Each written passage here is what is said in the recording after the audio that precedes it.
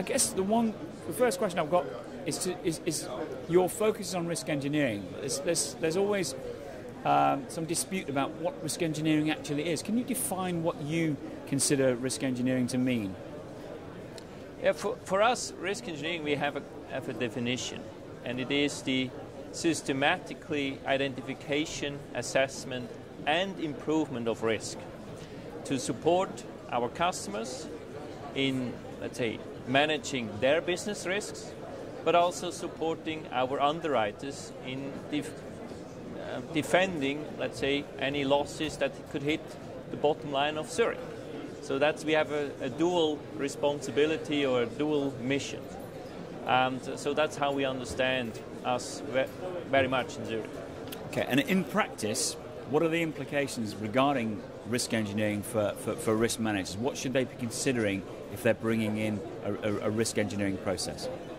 Yeah, the most important thing is that we have experts who worked in the industry, who worked for our customers before, so they know their business, and what they bring in is actually the risk view, and not just the assessment. They also help them to improve the risk, and improve the risk in a way that it makes sense, that is still common sense applied, so that it is possible for the customer to do it, to improve the risk, to invest where it's needed, but also find costly solutions. For example, quite often managerial solutions affecting just the human element and not just more or less investments solutions. So that's what we try. So really get the balance. It's not just the insurer's view, we also like to take the customer's view. So this is effectively a partnership between yourselves and your customers and your clients to provide the strongest possible way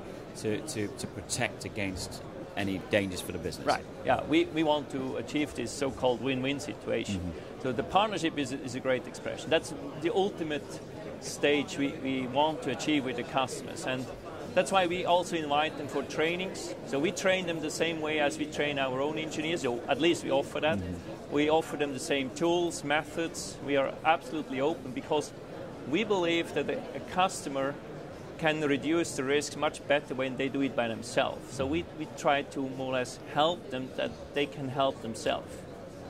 And are you seeing now a greater interest in the concept of risk engineering among corporate risk managers?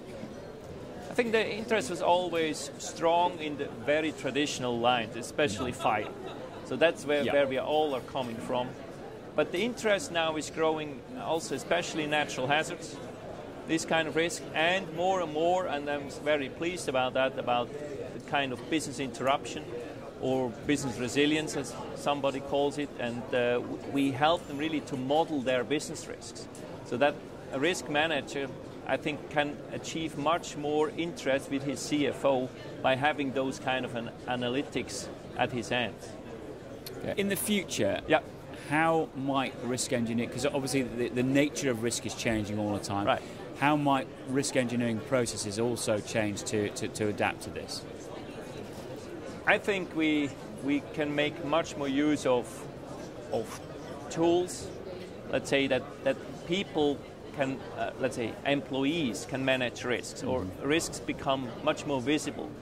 One thing is, for example, telematics, that drivers really get immediate feedback how good they are driving. So for fleet risk management, it's a great, let's say, innovation. I see that perhaps it will also happen in manufacturing at one time, that we are much more than, let's say, supported by tools and informations.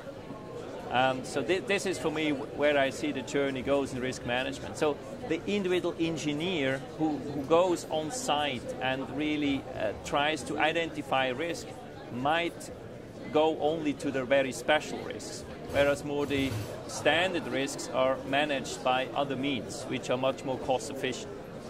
Well, we'll have to see what happens in the future, won't we? We will see.